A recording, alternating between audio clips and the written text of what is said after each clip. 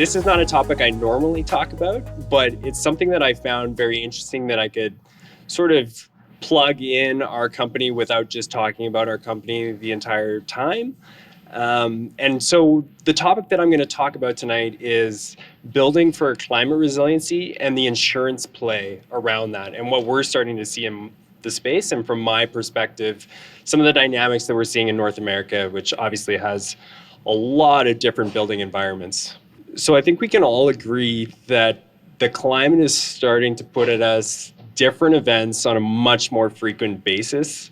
And so this is starting to create something that's kind of interesting from a building quality perspective. You know, we've seen codes, they always lag behind where we need them to be.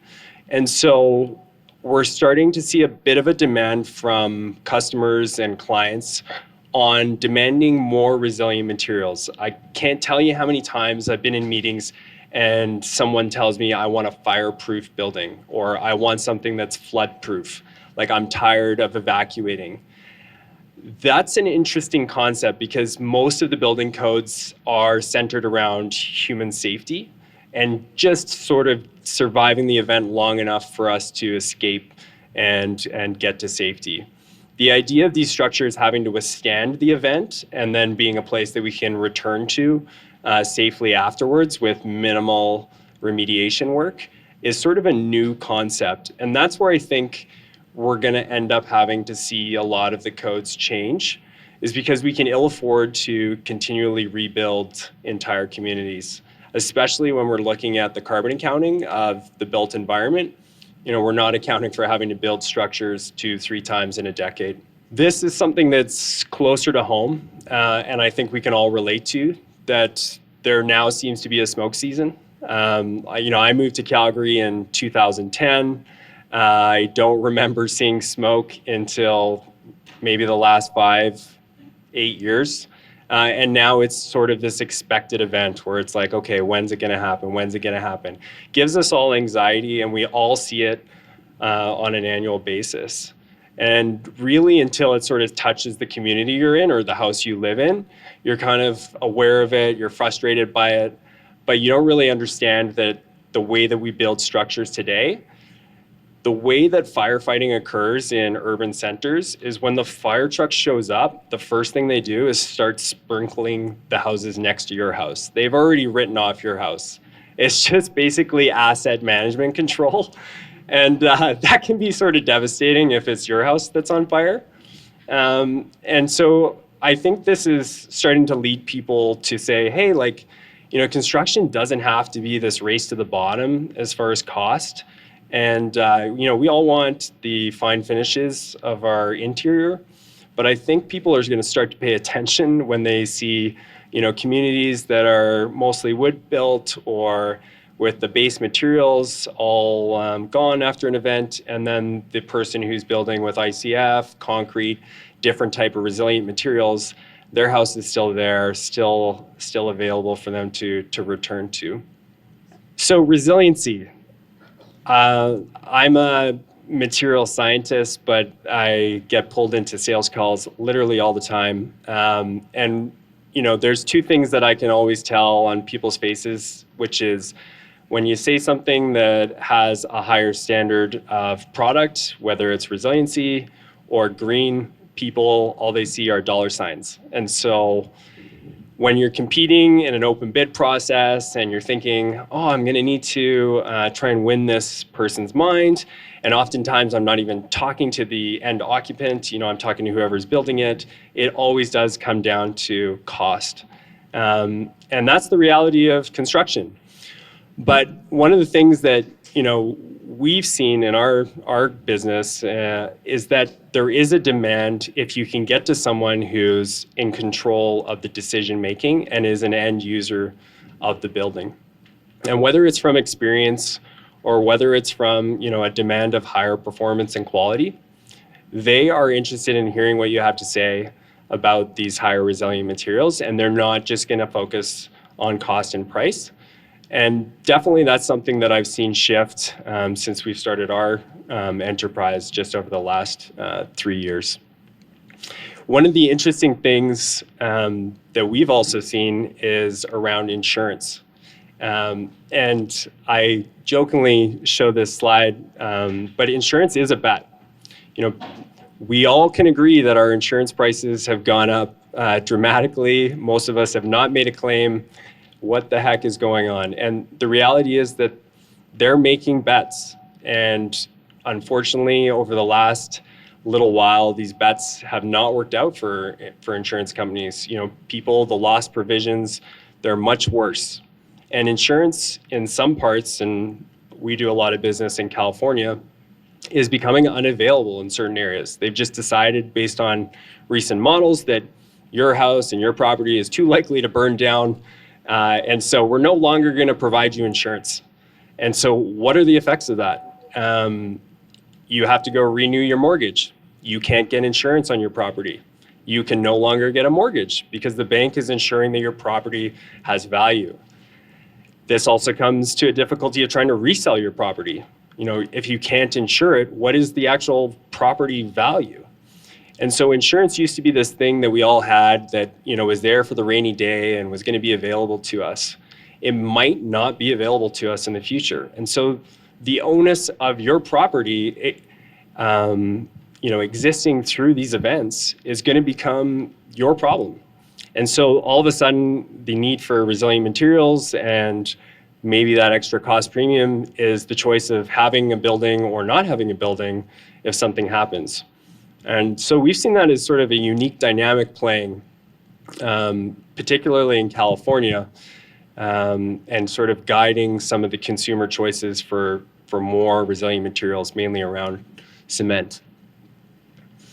So when insurance providers really look at the ability to insure your property, it's really around, okay, well, when am I going to have to potentially pay out a claim? And so if I'm willing to insure your property, I have to factor in the fact that you're now going to claim this property probably more frequently just based on our models.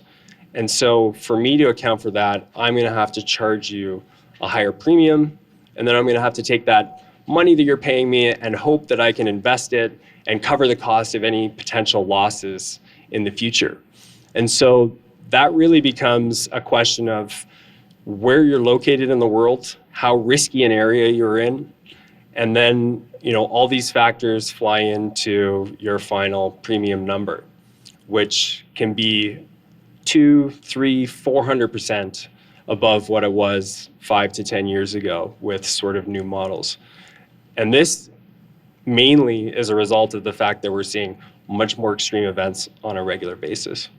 Here's another piece of insurance which we've seen as a major driver in guiding high performance building envelope solutions and decisions. And I know this is a passive building association and Builders and Brews, and I'm very thankful to be here. And I see some great companies offering high performance building materials. But there is a significant cost premium around construction when the project is occurring. And so you have to get insurance during construction projects, and they're very likely, that is one of the riskiest times for wood-based construction projects to have an insurance claim, whether it's someone falling down on site or whether the whole building burns down because someone was using an arc torch to solder a pipe and that spark ended up lighting some paint on fire and then the whole project burnt down. And so this cost premium can be quite significant in the fact that it can also delay projects from even occurring. And so one of the ideas around building with resilient materials from the get-go is that you can potentially offer clients around wood-based construction an opportunity to lower this cost premium. In 2002, we had 289 property and casualty insurance providers in the built environment. And in 2022, there are now only 48. There's a lot of companies that are just saying, hey, we don't want to touch this anymore. We're tired of paying out these billion-dollar settlements. There's no viable business here. Of the 50 odd that are remaining, only 4 companies in Canada are still ready to insure Type 5 construction. So that's, stick frame construction. This is creating a huge issue in the market right now because, builders are going out, they're trying to get insurance for their buildings during the construction cycle, and they're not able to get it. And if they are, and they have a claim, they're not able to then get insurance again after the claim to complete the project. And so what this is doing is it's causing construction delays, cost overruns, and people are unable to get financing because if you can't get insurance, you can't get financing.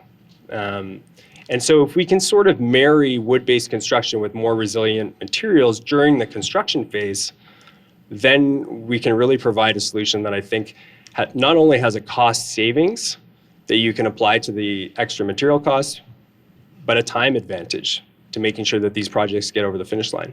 Yeah, so this was just an example of a client that we saw. They're in the GTA. They did a project in 2015. The cost of insurance on this $40 million build, it was for stacked townhomes, had $5 million in wrap-up costs, $5 million soft costs, which roughly equates to engineering and liability insurance. They were able to get quoted insurance at 15 to 30 cents per $100 limit, which translated to about 60 to 120,000 in the cost of construction. Same project today, quoted insurance, 270% increase, 240,000 to 320,000. Pretty dramatic increase in the insurance cost. And when you consider that, cement siding over vinyl siding or other sort of low-end choices, this number can almost become a wash during the construction process. One of the things that we've seen over the last few decades, just to highlight, is there is a significant number of insurance claims going. I will bring attention, obviously, in Alberta to 2013 and 2016, where we saw considerable claims, obviously, for the flooding and the fire. Next slide, please. Wow, hopefully it's more visible for you guys than what I'm seeing. But anyways, the take home here is that the insurance claims that we've seen from these events, they've dramatically changed the landscape around insurance to the point now where forevermore we are now in a higher insurance environment. And because we're also entering an environment where things are uninsurable, we are going to need to start to think about how we're building structures if we're going to be the end owners of these structures, because insurance may not always be available to us. This is going to lead, if you can get insurance, to obviously higher rates, increased deductibles. And how do we get around this? We need new, emerging, more resilient materials to supply us some solutions so that our insurance premiums are lower and that we're able to survive some of these events if the onus is on us for the structure at the end of the day. And really what we're focusing on right now from an insurance perspective is Type 5 wood frame construction. So, in BC, there's a wood first policy. We're building more and more mass timber structures, wood frame construction. During the construction cycle, this is the most risky time for these buildings to burn down. And so what we're proposing is that you basically need to use more fire-resistant materials during the construction phase when these buildings are at high risk to burn down, and then ultimately when they're occupied at the end of the day. We need these events to be survived by communities. Yeah, so looking at some of the newer materials that insurance providers are starting to insure, and they are changing the dynamics around your premiums, are prefabricated panel-based construction, cross-laminated timbers. Cross-laminated timbers are actually extremely fire resistant. It takes a long time for them to burn out and lose their structural capacity, even though they're made out of wood. And understanding that the exterior building envelope not only is something that's going to be energy efficient, but something that needs to be resilient. And so what we're seeing is that a lot of these insurance premiums are starting to be quite a bit different based on the materials that you're choosing for your building envelope solution, particularly during the construction cycle. So one of the products that I wanted to highlight that's entering this market is cement-based structurally insulated panels. So these types of products, they take advantage of wood-based construction, but in the components that are supplied to the building site right from day one, all the combustible materials are encapsulated in non-combustible materials. And so whatever thing may occur during the building cycle will never reach a material that's able to withstand a fire or maintain a fire or a flame. And so these are the types of materials that I'm sort of interested in and highlighting, is that these types of panel-based construction is really, I think, a smarter way for us to build, particularly when you're looking at the risk during the construction cycle.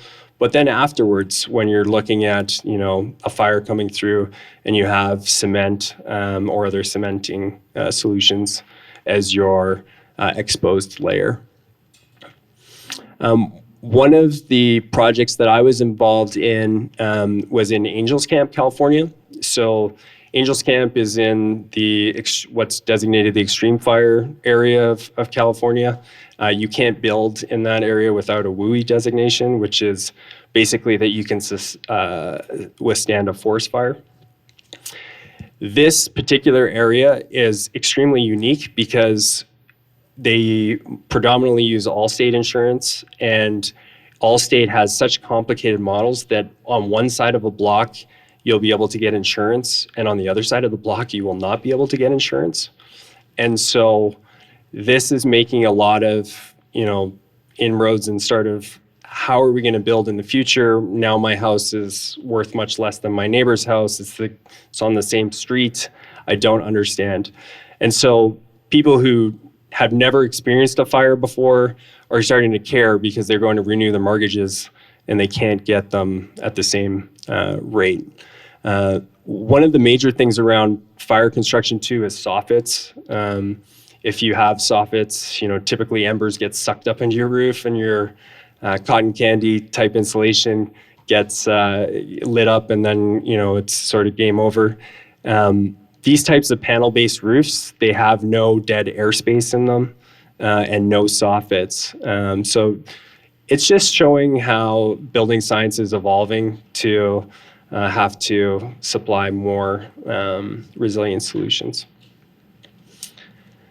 This is another property a little closer to home that I was involved in. It's in Kelowna. And so this was in McKinley Beach during the fires that we witnessed recently in Kelowna. And embers were literally landing on this structure pretty much in close to where it was in the progress in this photo.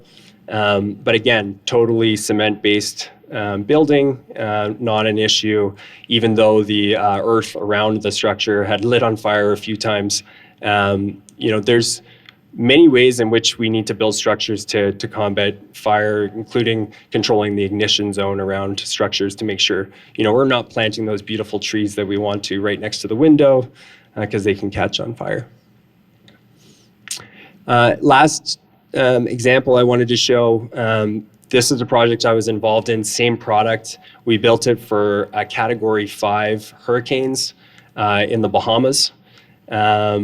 These types of products and cement-based construction, they can extend from fire-based events all the way to wind and water-based events. And we can still have that thermal efficiency with these types of performances. And so this is just one of many examples of prefabricated solutions that I think we need to move towards when we're looking at using people more effectively and building buildings that are more resilient. Thank you very much.